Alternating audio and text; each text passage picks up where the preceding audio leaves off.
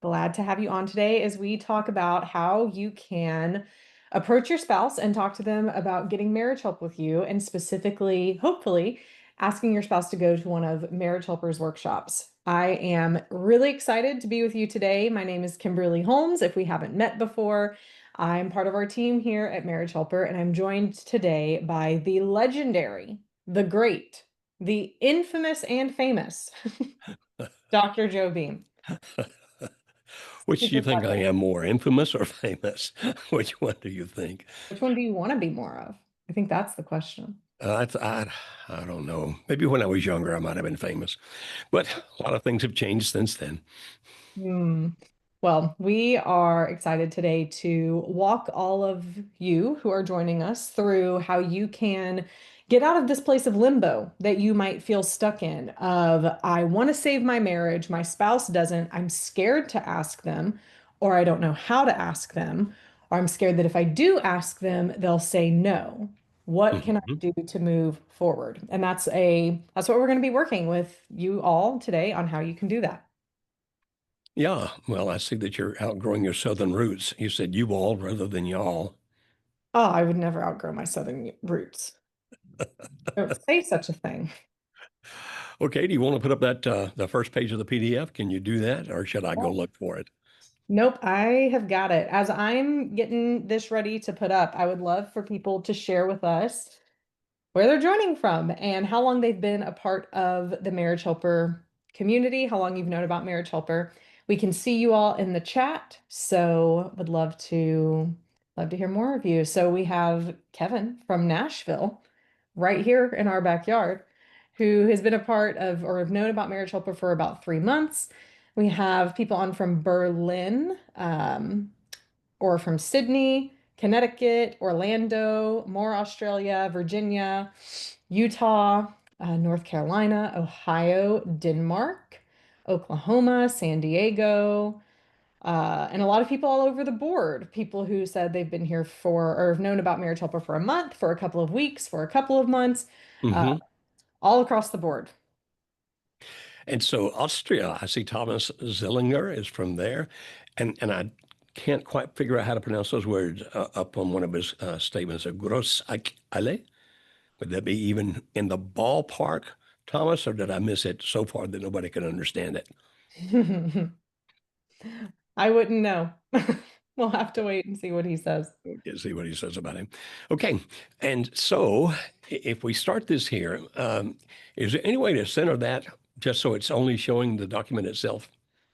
Okay, what I want to walk you through, and this document's very free. We can send it to you. As a matter of fact, Kimberly, is there a way to put a link to it in this recording so people can get it on their own, or do we have to send it by email, or how?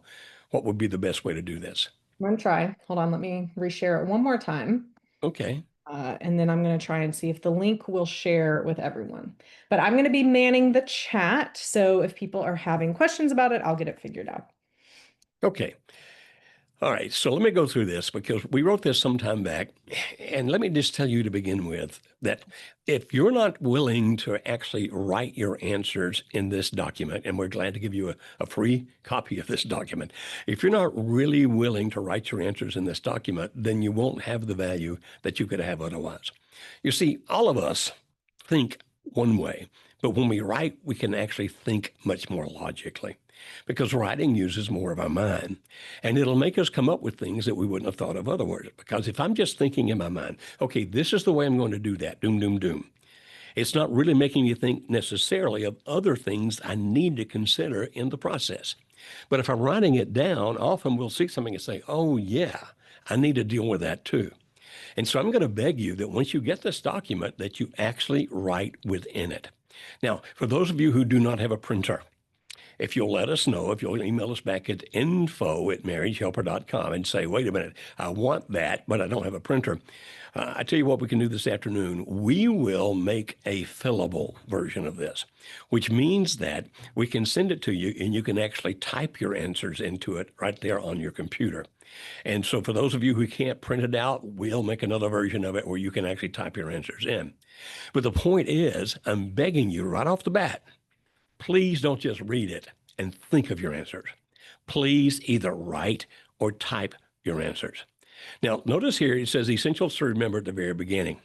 When it says essentials to remember, 3 things to do. Now, Kimberly, I can't handle this, so you have to come down with it. Okay, so the 3 things, whoops, there you go. 3 things to do. Number 1 is be sure. And when I say sure, I mean sure. Be sure that you want to come to the workshop, because if you're half-hearted about it and you want to ask your spouse to come to it, you're not going to do a very good job. As a matter of fact, it's going to come across as half-hearted, and he or she is going to understand that you're really not all that interested in yourself, and therefore it's very easy to say no. And so before you ever ask your spouse, you need to think it through. Now, if you have more questions about the workshop, if you understand more about what it does, we have many videos on our YouTube channel. It's youtube.com/marriage helper, all one long word. Or you can go to marriagehelper.com/call and set up an appointment with one of our workshop specialists who can help you understand what happens in the workshop and if it can be of advantage to you or not. But make sure that you're sold on it first before you ask. That's the first thing. Now, the second thing, in asking, you must, and this is essential, you must remain calm and rational no matter what reaction you get from your spouse. If they act angry, you're still calm and rational. If they ask perturbed, you're calm and rational. If they get excited, you're calm and rational. If they get emotional, you're calm and rational. No matter what they do, you must be calm and rational. Because if you're going to be in control of yourself, and therefore to some degree in control of the situation, you have to have that calmness. Calmness indicates strength. It indicates confidence. It indicates assurance. And if you can't be calm and rational when you do it, you're probably not ready to do it yet. And then the third is this. Try to understand your spouse's emotions and try to validate what they feel. So, for example, if your spouse were to say to you, that's like counseling. I've tried counseling before. I don't want to go to counseling again. Your response would be something like this. First, you validate it. Yeah, I know you tried that, and I know it was not good, that you didn't like it at all. And I certainly understand that. In other words, right here, you want to be on their side of the table. What I mean is not that you're across the table trying to convince them of something, but sitting beside them on their side of the table, at least metaphorically, where that you're on their side and they understand that. And so you validate their feelings. If they say, I don't know if I can sit still for 3 days to go to one of these workshops, you're going to validate it like, I understand. You do like to get up and walk around, and it kind of bothers you to be in one place that long. I get it. And so I'm not arguing against that. Here's the good news. You don't have to sit still for 3 days. You actually can get up and walk around. Plus, they change topics pretty fast, and so it's interesting, but I am definitely understanding what you feel about this. Or if they say, good grief, I can handle my own problems. I don't need somebody else to help me. Still validate their emotions. You know what? You're very good at solving problems, and you're very good at taking care of things, and I agree with you on that. But you know, we're facing something now we never faced before, and having some outside help could be of advantage. So whatever their emotions are, don't disagree with them. Don't put them down. Don't tell them that they're wrong. Listen to them, affirm their emotions, validate them, and then move on from there. Now, when you prepare your request, and come on down, Kimberly, if you will here, please. When you prepare your request, now what this document does, it's going to give you 5 steps to prepare your request, and it's important that you write down your answers. I've already talked about that. I'm going to say it again right now, because writing your answers, it will lead you to think more clearly, and it will dramatically increase the likelihood of receiving a positive response from your spouse. All right, so let's go to the next page, Kimberly.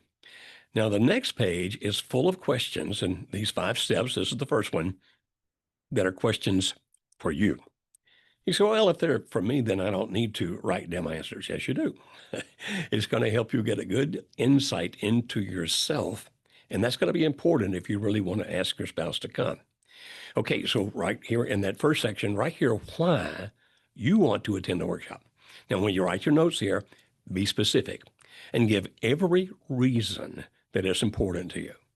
And you might be saying, well, why do I need to do that? I'm not going to be telling my spouse all those things.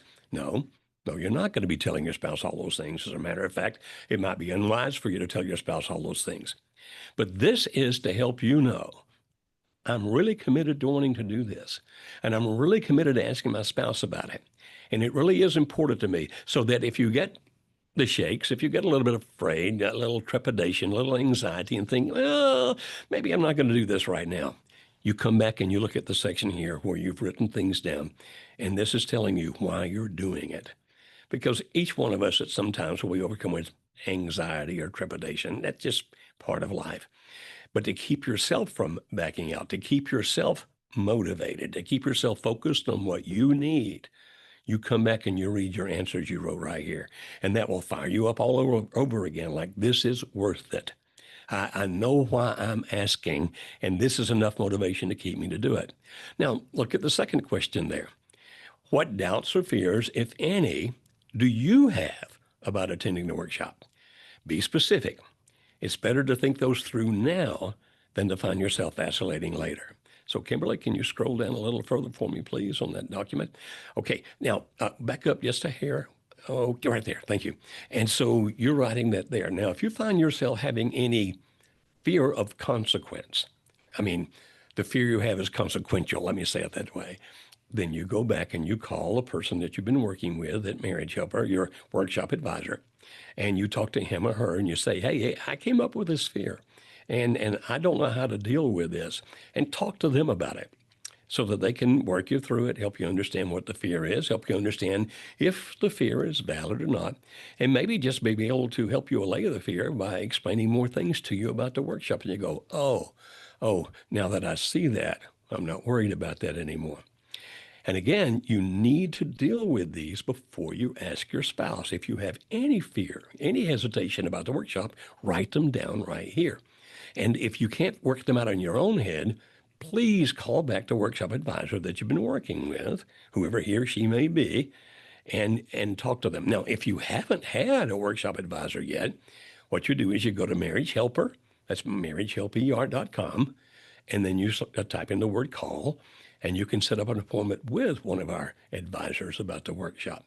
But if you're already working with an advisor, stick with him or her because they've already heard many things about your story. They know things about you, and you will spend much wiser time dealing with the person that's already been helping you than to start afresh.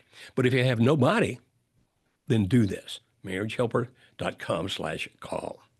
Now, the next is, what are your level of belief that the workshop will be of value to you and hopefully to your marriage? Now, assess it realistically.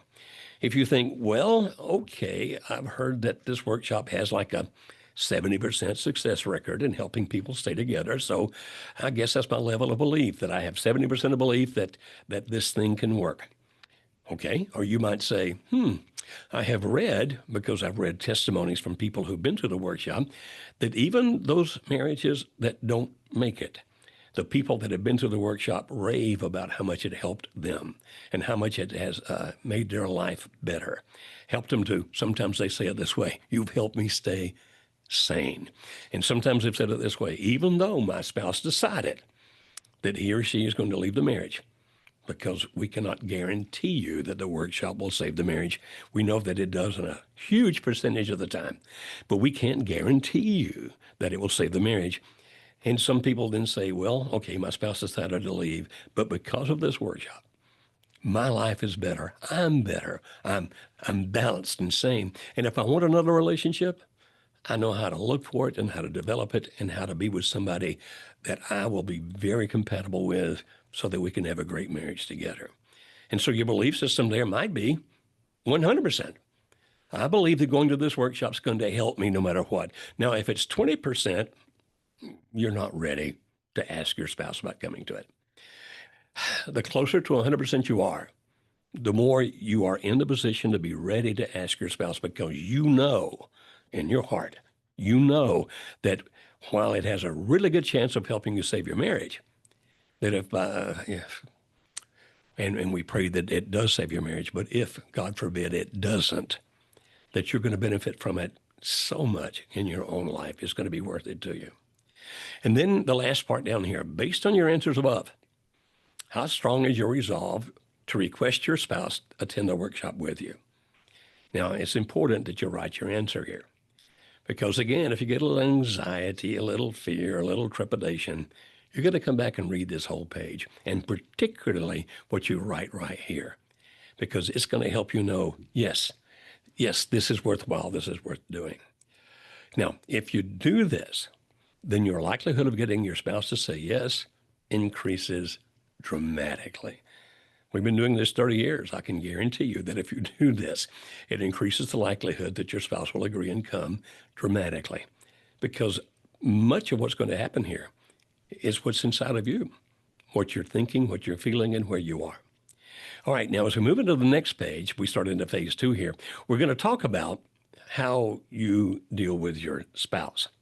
Now understand, we never, ever encourage you to manipulate your spouse. Don't do that. Be straight up, be clear, don't manipulate. People hate being manipulated. I know there's some websites out there that encourage people to do manipulative things to get their spouse to come back. And whenever I see one of those, I always think, well, if you've got to manipulate them to come back, how are you going to keep them back? Continue to manipulate them? Nah, that's not good. That's not good at all. And so what we're saying here is this: don't manipulate, don't lie. Whatever you do, don't fudge. Don't make things sound better than they are. You're going to deal with reality, and you're going to deal with your spouse as an equal where you're being absolutely truthful in everything you do or say. Now, once you understand that, now here's the second step. You need to think about what are the motivations that your spouse has. And you say motivations, motivations that might motivate them to want to attend the workshop. And so look what it says here. In the left-hand column, write things that you believe would motivate your spouse to attend. Now, that might be things like, well, my spouse wants closure. Okay. Or my spouse wants to have better co-parenting. Well, we can guarantee you that the relationship principles that we teach in this workshop will help you co-parent better, even if your marriage splits up. Or maybe you'll offer them something in a divorce that they want. Now, don't do that unless you're really willing to give it up. Like, well, he wants that painting and I want that painting. We're disagreeing over it. Well, you might say, if you come to the workshop, it's 3 days and participate all 3 days. If we wind up divorcing, you can have the painting. Now, again, don't do that unless you're willing to give up that painting. Don't do that if later you do wind up divorced and you wind up feeling that you've been taken advantage of because you've given away that painting. So don't do it with something you're not willing to part with. It might be a painting. It might be an amount of money. It might be the pet.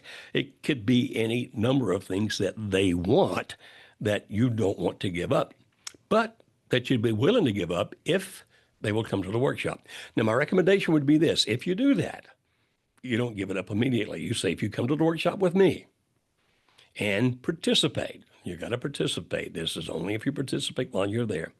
Then if 2 weeks after the workshop you still wanted a divorce, then I will give you that thing. Something like that. Not the next day, but a week away, 2 weeks away, 3 weeks away, whatever you think will work best there. Because sometimes people don't walk out of the workshop ready to handle everything. Sometimes they walk out of the workshop and they need a little time to process.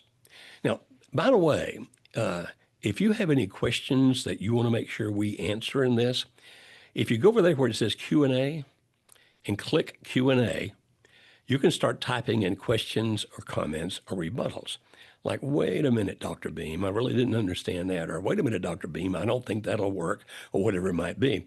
Now, Kimberly will actually be dealing with any questions and comments you type in over there in the Q&A. Okay? Kimberly, are you already doing that in the chat? Yes, people are actively asking questions right now. Some of them, Oh, which we'll get to later. okay. So they don't need to go to the Q&A. You're doing it all in the chat. Is that right? Yeah, I can do both though. It's, I'm Okay, you manning can it do it in all. the chat or in the Q&A. Okay. All right. Now, yeah, you're right. I looked at this by Thomas. Thomas, you're right. We don't have it right now where that you can type in the PDF. I have to make another version that you can type in. Hopefully, when you print it Well, out. we do have it, and I shared it. Okay, Uh, he's saying it's not working then. yeah, I see that. I'll work. on the scenes behind it. If someone could share with us if it is working so that we know that it might be working for some, because some people have said it is. So, So it's working for some and not for others. Is that correct? yeah, several people saying it's working for them. So, we'll figure Okay. it out. We'll We'll figure it get it figured out. Now, he's in Austria, if I saw that earlier correct. We'll get it figured out for you. All right. So what you're going to do here in this thing, and if you can print it out and do it by hand, that's even better. Writing by hand uses more of your brain than typing. It really does, believe it or not. What you're going to do is you're going to write over here in the left-hand side a potential motivation that will motivate them to want to come to the workshop with you. And so over there in that left-hand column, you might write better parenting. You might write they get the dog. You might write whatever it might be that they would be motivated. Now in the right-hand column, and this is extremely important, what you're going to write down is how they benefit. So you're going to write everything you can think of as to why the item in the left-hand column is important to your spouse. Okay, better parenting is important to my spouse because he or she loves the children. It's going to be important to my spouse that he or she get the painting because, well, she owned the painting before we got married. She's loved it since she was a child. Or she really or he really wants to have closure right now so he or she can move on with his or her life. Whatever you're going to do, when you write the motivation on the left, on the right-hand side, you're going to write everything you can think of as to why that item in the left column is important to your spouse. And remember, motivation is always based on how they benefit, not how you benefit. People do things for their reasons, not your reasons. Now, although, as I say that, it could be that the motivations with some spouse is my spouse knows he or she has hurt me and would like to make amends to some degree. And so you might put over here in the left-hand column, my spouse wants to make things better with me, even though he or she is moving off, not going to be with me anymore. My spouse wants to do something to help me before he or she leaves, something like that. If that's true, you're going to put in the left-hand column. And in the right-hand column, you're going to type how they're going would benefit you. And so some of you will actually be able to say to your spouse, I'm the one who needs closure. I'd like to know what happened so that if I'm ever in another relationship, I can make sure that it doesn't happen again. And if you'll go to this 3-day thing with me, we're going to learn a lot about relationships, a lot about marriage, and I need to know that to move on with my life. Will you do that for me? And if that person is motivated to want to do something nice for you, then that becomes an important person or an important reason over there. Okay, unless you have more questions about that right now, I'm going to move on to the third step. Yeah, there's a couple that have come up. Okay, so the I'm going to start with Shannon's question. Okay. How do you convince your spouse that this will help with closure? Because it's easy to see the main point is reconciliation. So if they're against reconciliation, then how can you help them understand that this workshop is good for closure? Okay. It's good for closure in a couple of ways. First of all, you can reassure them that while we explain how to reconcile if you choose to do so, that we don't try to twist anybody's arm. We don't try to manipulate ever. We don't try to force anybody, make anybody feel guilty or anything else. From the minute the workshop begins, we start making statements. We respect your right to make your decisions about your marriage. We won't try to manipulate you to stay married. We won't try to force you to stay married. Whatever you choose to do is your decision. And then another thing we'll say is because some people have looked up Dr. Beam and seen that he's written religious books, you might be afraid that we're going to preach at you. And we'll tell you right now, just like we respect your right to make your decision about your marriage, we respect your right to make your decision about what you believe or what you don't believe. It's your choice. And we're not going to try to control that or manipulate that at all. So how do you get closure? Getting closure is understanding how did the things occur that drove us apart. Getting closure is in another relationship, if we choose to have it, or in this relationship, if we choose to continue it, here's how we would keep those things from happening or repair those things when they do. So the closure comes that when you get to the end of the workshop, each of you has a good idea about what happened. How did we get to where we are? And how, in a new relationship with each other or anybody else, how can we keep those things from happening again? And if they do, how can we repair those before they become major? And that's how we get closure. And so, yes, they are all about helping couples reconcile, but they know that many people will decide not to do so. The closure comes in the education of learning what, how, when, where, why, all those kinds of things. And then because we can say to each other, well, now we have committed together 3 days to learn these things. We can walk away with peace of mind because of the fact that we can both say we honestly, genuinely studied the matter. And these people led us through the learning process. Does that answer that question, Kimberly, or should you answer more? I believe that does. Another question that came up is, well, what if my spouse, their answer to their motivation is that they want a better relationship with their LO? Clearly, that's not something we want to feed into.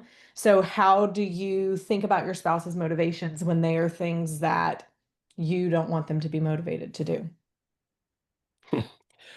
If they have an LO, they are definitely going to have a better relationship with, but that can actually be a valid motivation in the sense of we're going to learn a lot about relationships, how they start, how they grow, how that sometimes they get sabotaged, how they can stay strong, how they can last a lifetime.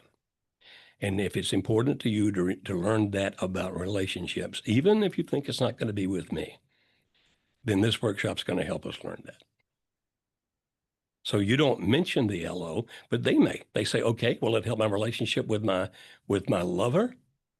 The honest answer is if you decide not to stay with me, that's very possible because you're going to be learning relationship principles that are applicable across the board.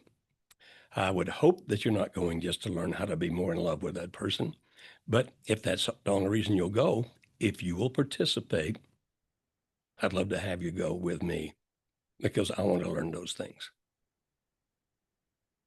Another question that has come up is, I want to read it exactly how okay.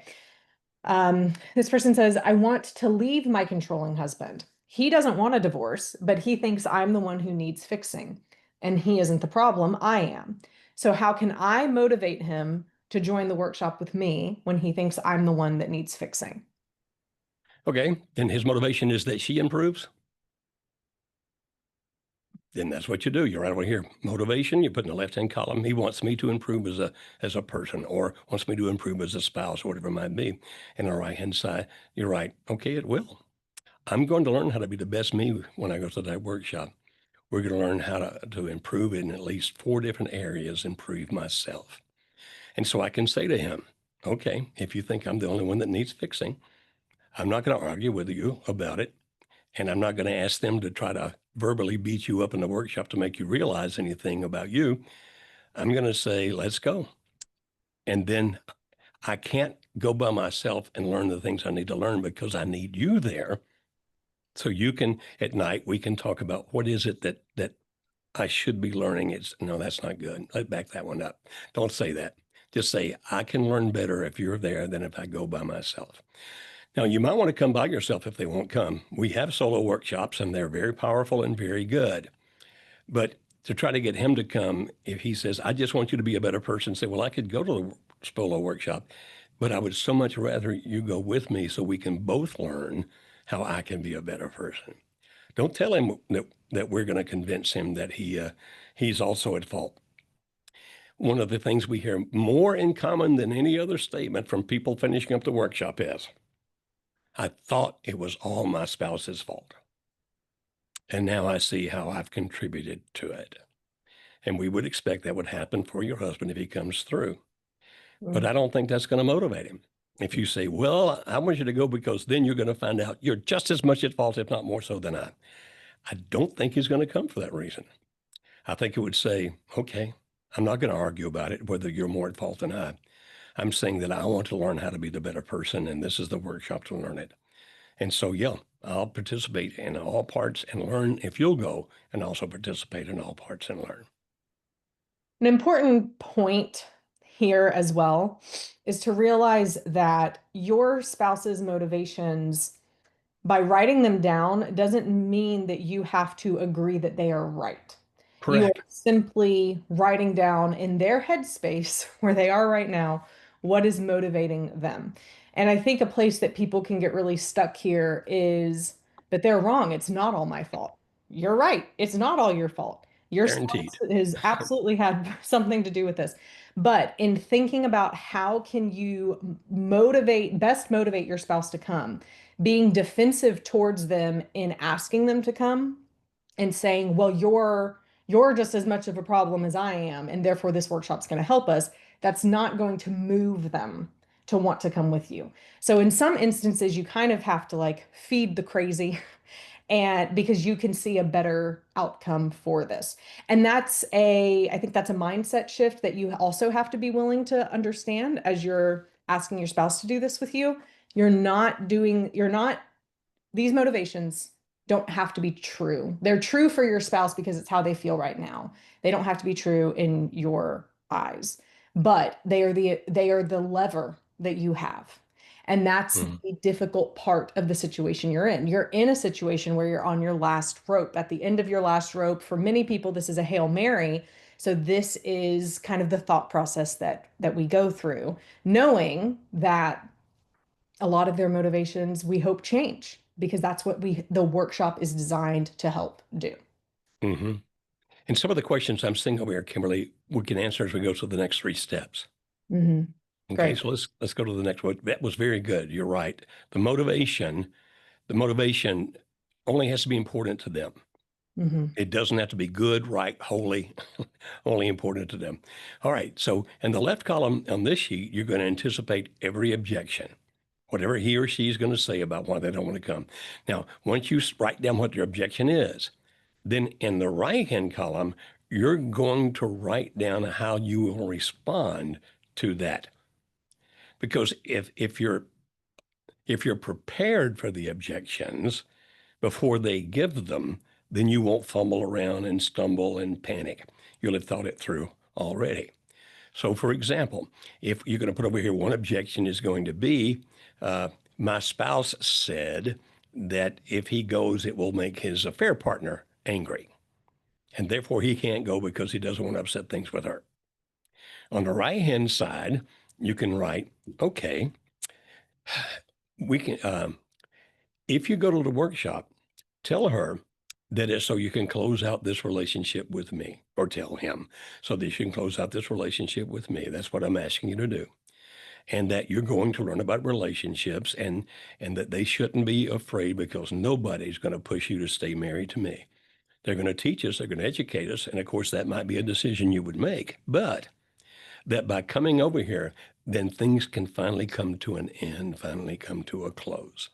And I'd say to my husband if it were he, then you can walk away with a clearer conscience, and you can tell her that I can walk away with a clearer conscience, and so here's how you're going to benefit from that. Okay, even if it thinks that you might upset her, tell her how she's going to benefit. This is what it'll do for her. If another objection is, I'm not the kind of person that needs help, I can take care of myself. You're going to come over here on the right hand side and say, as I have said before, you are a very responsible and valid person. You can do so many things. But you know, I'm not that person.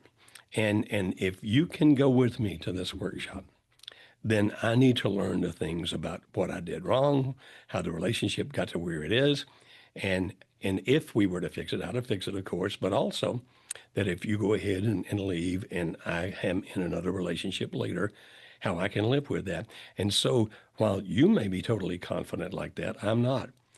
Well, he might say, then just go to the solo one and get all that for yourself. My response would be, okay, but you know, I would learn so much better if you participate in it so I can talk to you about various things and learn.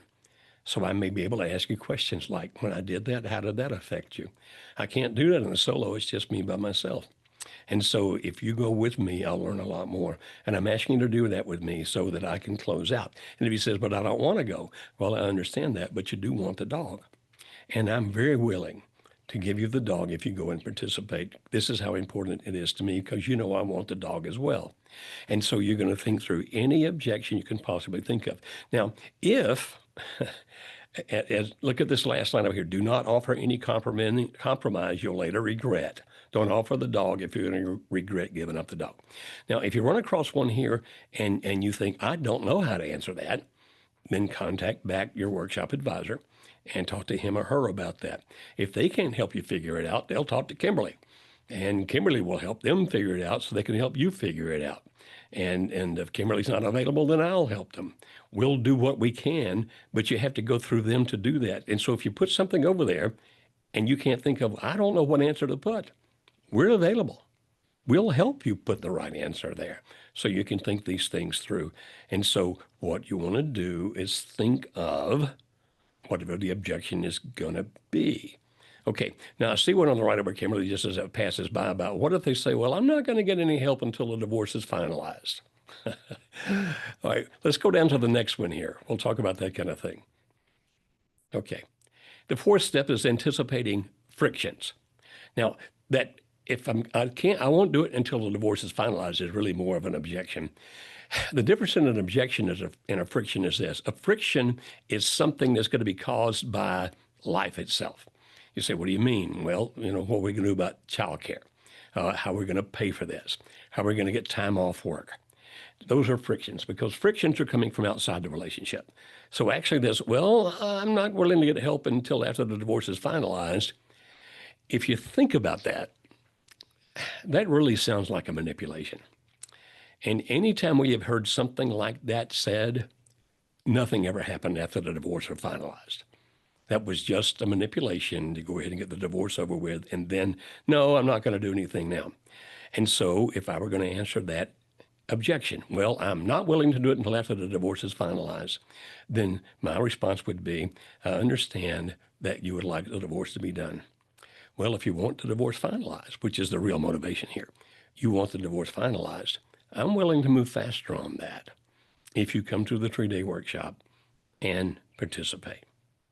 We've had people say, I'll sign the divorce papers if you come to the workshop and participate, but not until after the workshop will I sign.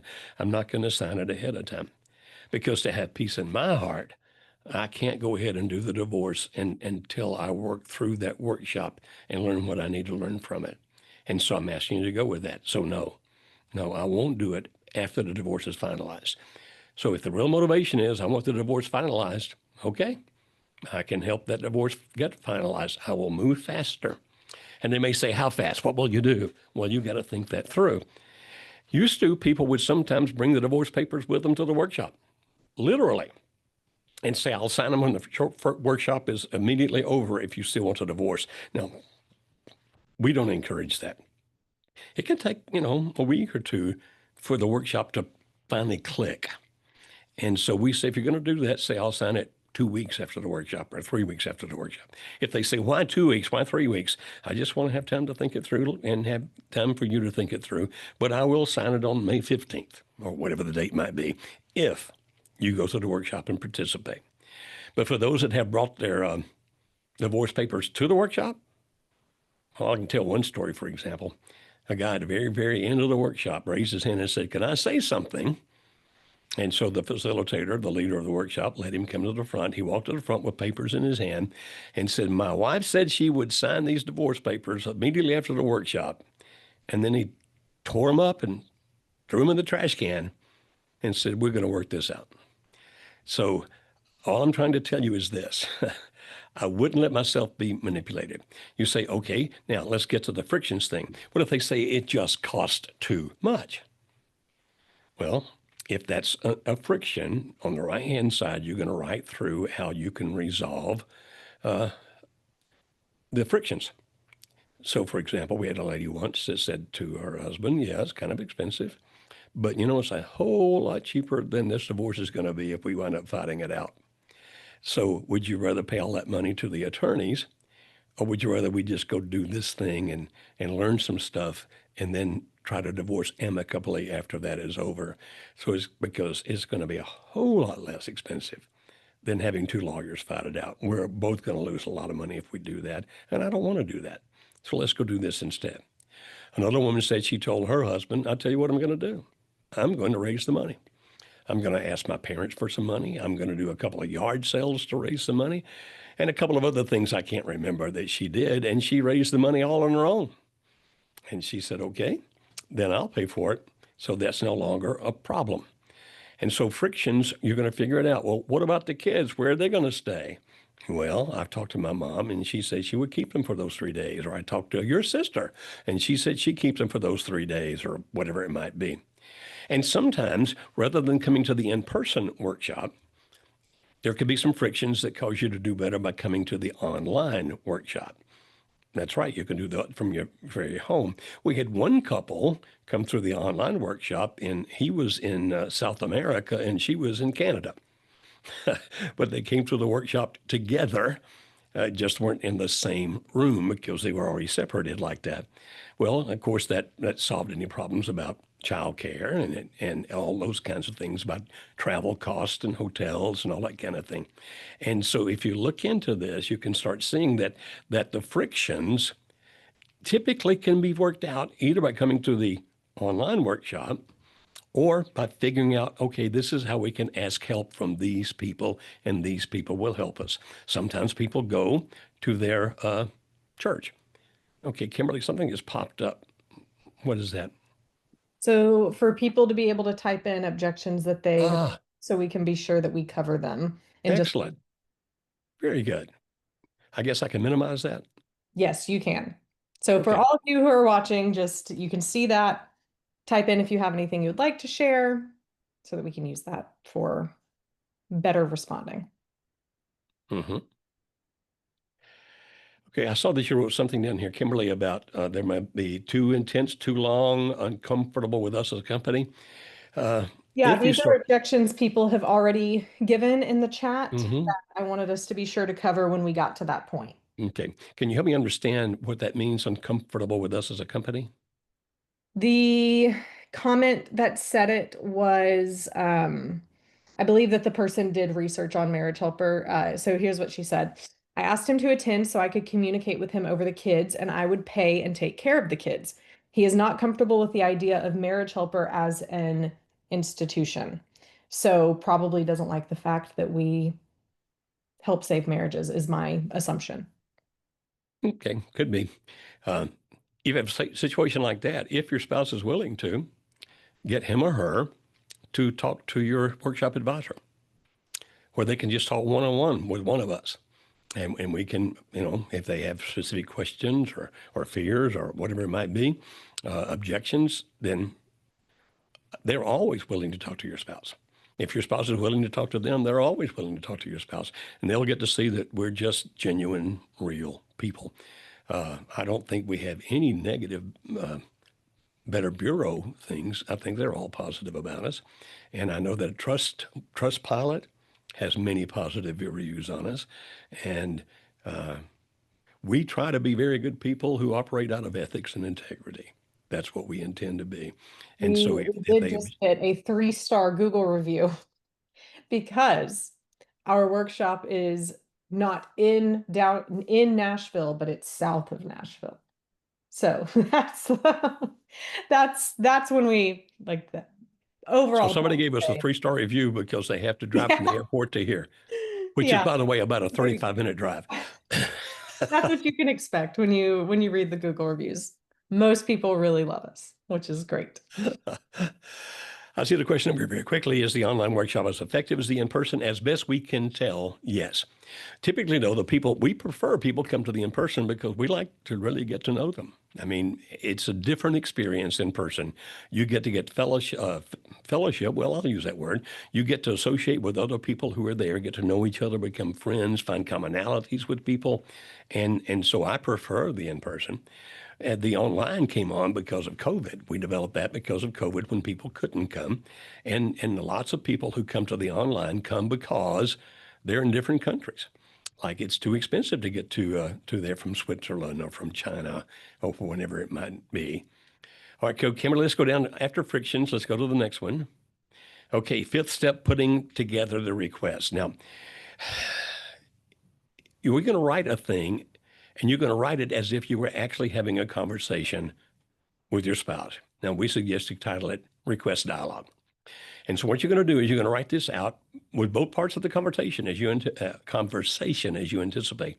For example, you might start off with, I'd like to talk to you about a workshop I've been looking into. I've researched it thoroughly and strongly believe that it would be good for both of us no matter what we decide to do about our marriage. You start off with something like that. And then move into briefly telling them what you feel the workshop will do for you personally. You say, where do I get those thoughts? Back in step one, you've already written them down. However, don't mention anything you wish to gain that you believe your spouse will have a strong negative reaction to. For example, if your spouse is involved with someone else, you would not say, I want to attend this because I think it'll make you come to your senses about Sally Sue. That's not a wise thing to say. Instead, you might say, it'll help me understand what you feel about Sally Sue, and I need that for my own well-being. Can we scroll down a little bit there, Kimberly? Then briefly tell your spouse what the workshop could do for them. Base your statements on the things you wrote in step two. Now, back over there, we told you to circle of one you thought was the strongest motivation. You always want to start with the strongest motivation and clearly explain it, making sure you focus on what they want or what they need rather than what you want or you need. But you're going to be ready to explain if they ask questions. You're going to have thought it through ahead of time. And if appropriate, mention any other benefits to your spouse that you feel they'll react well to. Skip the ones that you feel they're not going to react well to. Now, if they ask questions about the workshop itself, try not to give too much information. If you do, they may wind up focusing on that rather than on your request. So, for example, if they say, are they ever going to expect me to say anything? You say, I haven't been there. And I do know this, they say they don't ask anybody to say anything that they'll be uncomfortable saying. I do know that. Well, are they going to spend all day teaching us stuff? Well, they base what they teach on good, solid social science research, and we will be there for the whole day. But they try to make it as interesting as possible. As a matter of fact, a lot of people talk about how fascinating it was to learn all the stuff they learn. People typically walk out of there saying, I never knew that. I never knew that. And so what you want to do is keep emphasizing what will be positive to them. And then you had to anticipate the objections. You've already written those down. You're ready for them. And you're much better off if your spouse gives objections than if they ignore you. I saw a couple of things where people said, I asked my spouse and they just ignored me. Well, then objections are better because objections at least invite conversation. You can talk. And if they just ignore you, my recommendation is say your piece. If they ignore you, say thank you for listening. I may want to ask you about it again sometime, and then go do something else. Don't push it if they ignore you. I think in the last workshop I went to, which was a couple of weeks ago, I've been traveling and speaking around the country, but a couple of weeks ago, one of our workshops I went to, somebody said, I think it was a woman who said, it was the fourth time I asked my husband to come before he actually stopped and talked to me about it. And then he decided to come. I said, fourth time in how long? She said, over about a year. So she didn't pop right back in and do it every week, but she did it for a while. And he finally came. He finally talked to her. And so asking again, and I'm going to show you in a minute how you can do that. Skip down a little bit more here, Kimberly. Okay. And do not argue about their objections. Instead, let them know that you're truly listening, that you aren't pushing. Because when they know you're actually hearing them, you can then calmly reply with solutions that you wrote in step three. And so if they make an objection, they'll go, no, you don't understand. If they make an objection, you listen and you try to find the key there. Okay, so what I hear you saying is that what's really important to you is getting the divorce sooner. Well, yeah, that's why I said it. Why don't we go ahead and divorce and then we'll go to the workshop afterwards? No, what I'm hearing is the key to here is that you want to divorce sooner. And I understand that. Well, here's what I'll do. If you'll go to the workshop with me, I will sign the divorce papers on June 12th or whatever it might be, if you go and you participate all 3 days. And so you make it a conversation. It's not a sales pitch. You're talking back and forth. Take your time. Don't rush. Listen a lot and try to listen to what's really, really important to them. If you realize that what's really going on is they're just mad, they're just absolutely furious, you can say, I can understand that you're angry. Things haven't gone well with us. I honestly don't know all the things that you're angry about, but uh, this workshop will help you deal with a lot of those things in good ways so that even your anger you can handle it better. Not me handling it better, you handle it better. You listen to what's important to them. And so you anticipate the frictions. If the friction's about childcare, you got to have it all figured out ahead of time. And whenever they bring up one that you didn't think of, or if they keep bringing up one after another, like you give an answer for this, you give an answer for that, you give an answer for that, and they still come back with more frictions, don't get frustrated. Do not get impatient. What you're going to do is you're going to treat it as valid, even if you know it's not really valid. They're just looking for excuses. And sometimes I've even seen people do this. Okay, you say that's a big thing. I got you. If we could figure out how to handle that, what else would keep you from wanting to go? And that's when you find out what the real objection is. It just costs too much money. Okay, if I can figure out how to handle the money, what else would keep you from wanting to go? And that's often when you'll find out what the real objection is. And that's when you're going to talk to them and help them understand. So you're not going to be impatient. You're not going to react with frustration. You're going to continue the conversational atmosphere that you established. You're going to communicate to them that you too have thought about these frictions. And you're going to talk about it like two people looking for a solution rather than one person trying to talk the other person into something. Kimberly, if you can scroll down a little bit more. Okay. And then don't push for an immediate answer. Now, if you know your spouse likes to make decisions that fast, you can say, I know that typically you like to respond quickly. So if you want to make a decision right now, that's fine. But I'm not pushing for an immediate answer. Think it over. And if it feels appropriate, ask them what they think about what you talked about, but not in a way that appears to be pressuring them to make a decision. Like, okay, take a week or two to make a decision if you want to, but can you at least tell me what you're thinking about what we talked about? What points made sense to you? What points maybe didn't make sense to you? I'm not pushing for a decision. I just want to know what you think about our conversation. And if they offer an affirmative answer on the spot, which some people do, thank them calmly and then book the very next workshop available. Don't wait. Answers can change if too much time passes. We've had people say he was willing to go in March, and I thought, well, okay, we have plenty of time. I think I'll book one this summer. It'll be easier. And by the time I got around to booking, he had changed his mind, or she had changed her mind. If they say they're going to go, book it. That's my suggestion. Book it right away, and we'll help you figure out how to get it done. Okay. If they don't provide an answer, ask if you can bring the subject up again in a few days to find out what they're thinking. Like, okay, I realize that you need some time to think about it. So if it's okay with you, I'm going to bring it up again lightly in a couple of weeks just to see what you're thinking. Okay. And typically they'll say, okay. And then when you start it up again, it's like, well, I was just wondering what you're thinking about our conversation the other day about the workshop. And if they say, well, I'm not really ready to talk about that. Okay. If you don't mind, I'll ask again in a few days.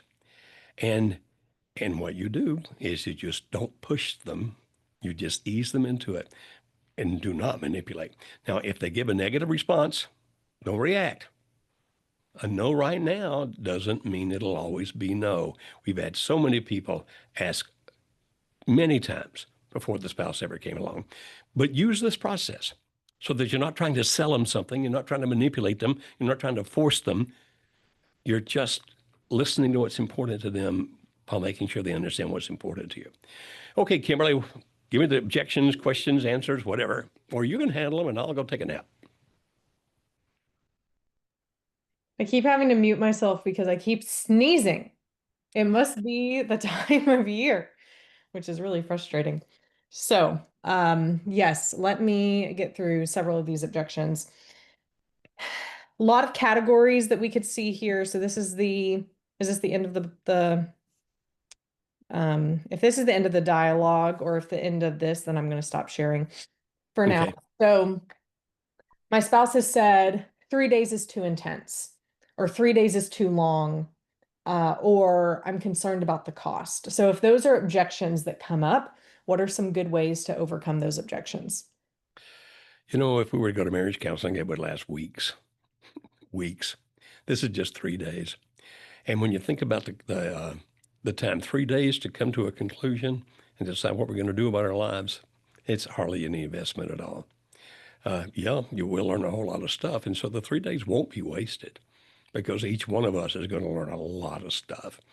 And while we could use it to put our marriage back together, that's why these people exist. We can also use it to make our lives better if we divorce and never see each other again. And so 3 days may sound like a lot, but it's not intense.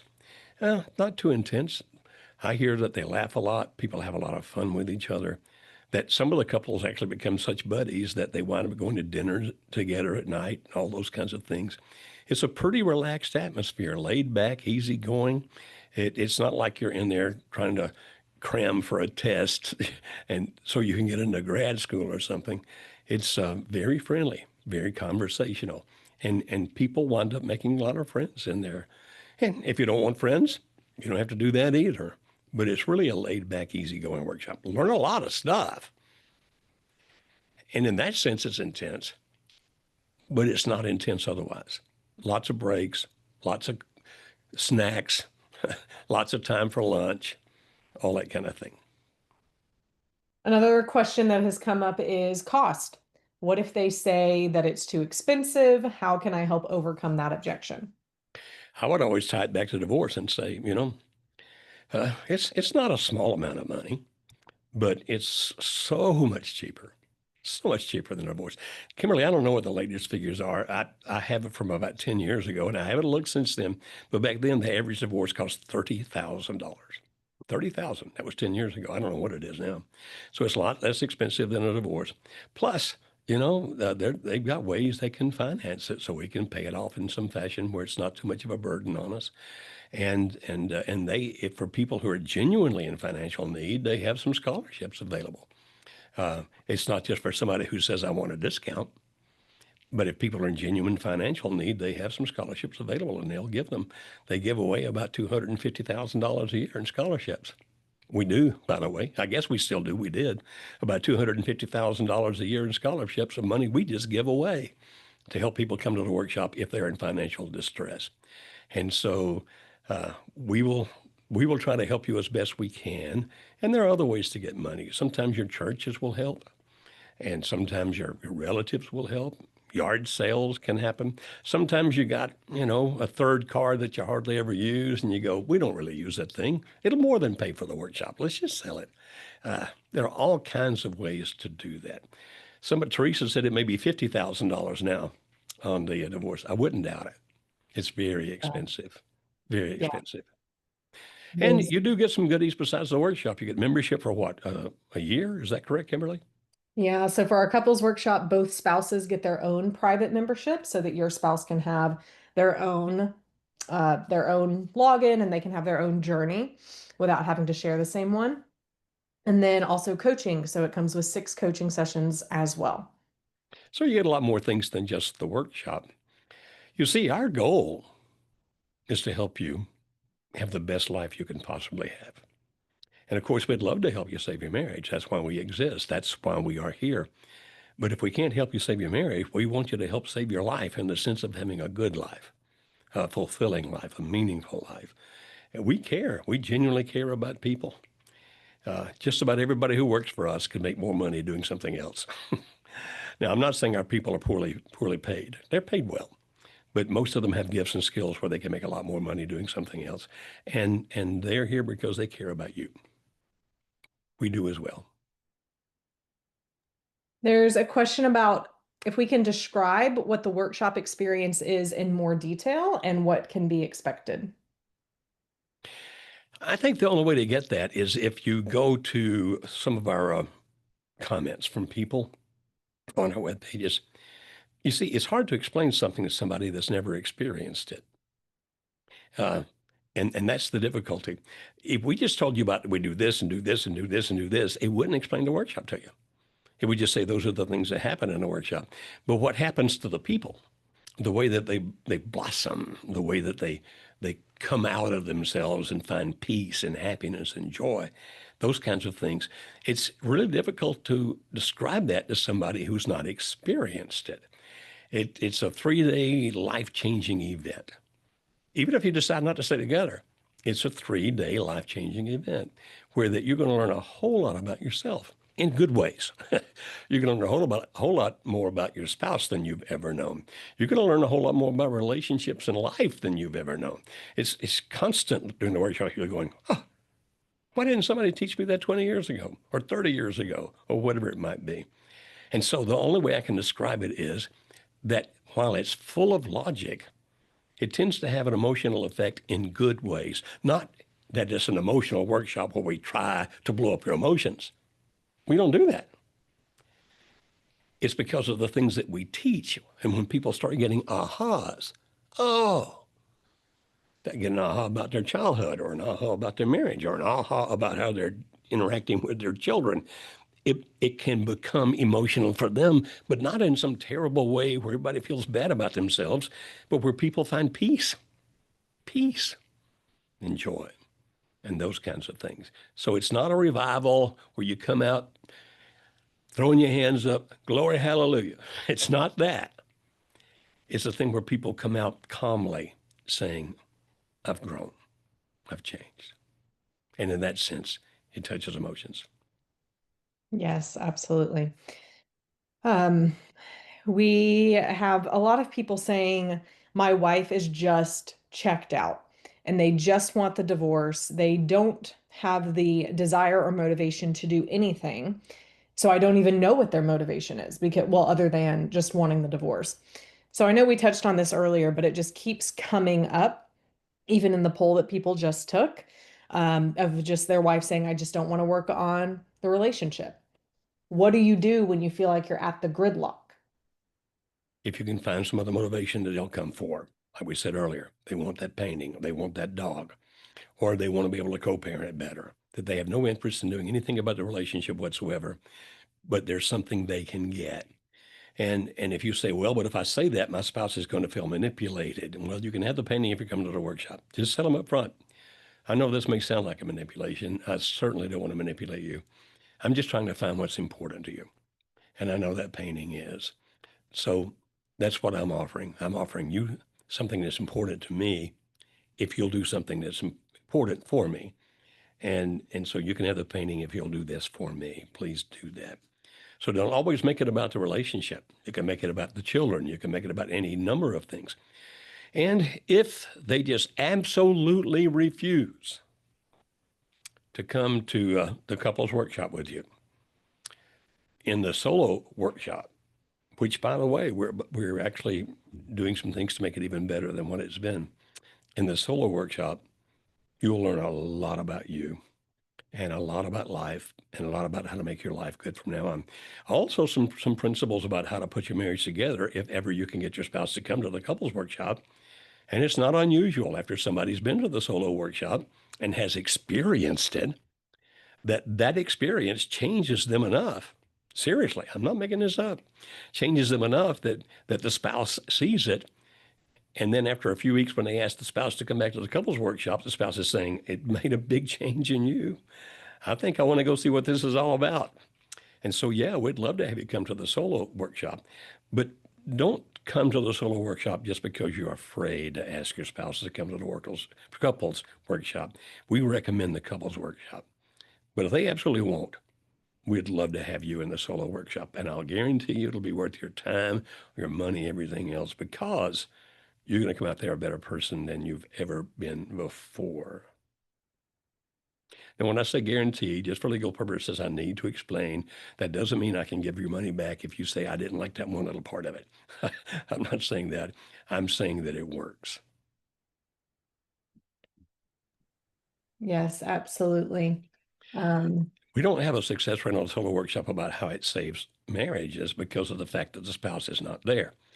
What we're learning from the solo workshop, and we're going to start measuring even better, is what it does for that person. And the change in that person is significant and powerful. Of course, we can't measure how it saves the marriage because only one spouse was there. hmm right. We used to, I had written a response to that. At one point, we had looked at the conversion rate of the people who had gone to solo and then upgraded to couples. And first of all, we haven't run that number in a while. So I don't have it right now. And I can't even remember off the top of my head what it was. the last time we ran it. But you have to understand that's a dynamic number based on how many people are going into solo versus, making the step into couples after. And I cannot confidently give any of you a number on that. In the past, it's been anywhere between 10 and 35-ish%. I don't know what it is right now because it all depends on whether you end up continuing to ask your spouse to go to the couples workshop with you. And that's where we're seeing a lot of people get stuck. It's actually one of the reasons we are having this webinar, because I have done a lot of focus groups over the past several weeks with solo spouse graduates and asked them about the process for them of asking their spouse to go to the workshop with them.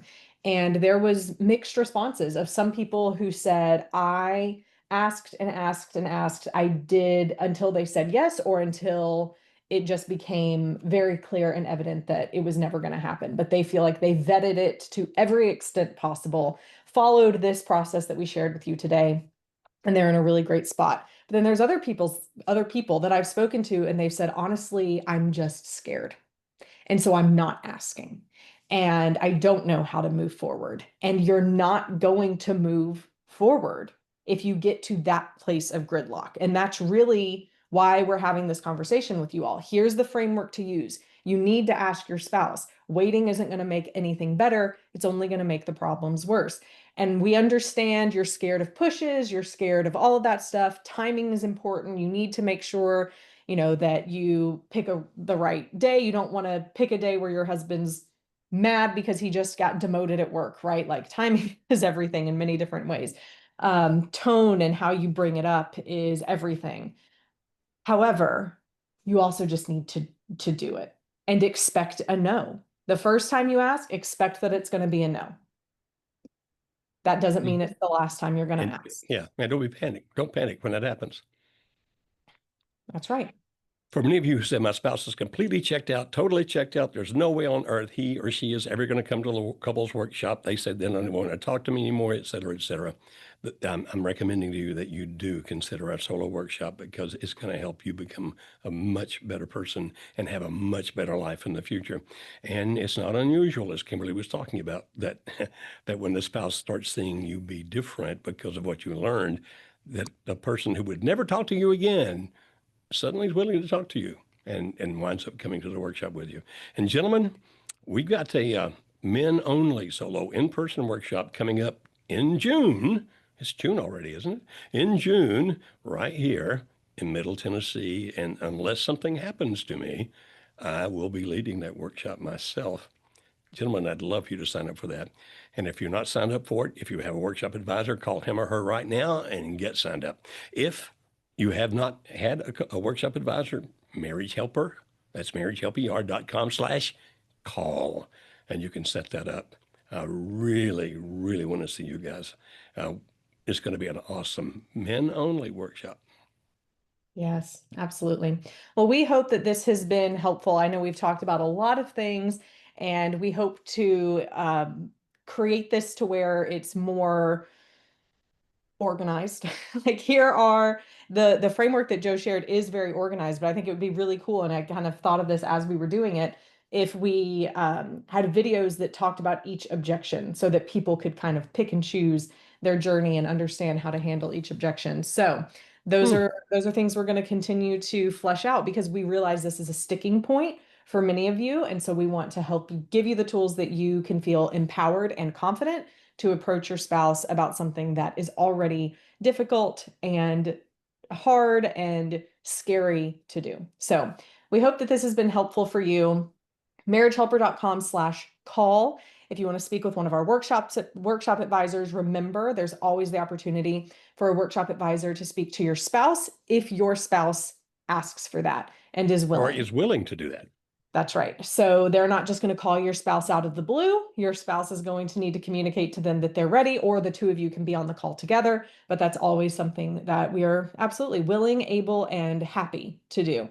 So you'll all get recordings of this. Thank you so much for spending your time with us. Thank you, Dr. Joe, for guiding us through that. It's an incredibly powerful framework to be able to have this conversation with.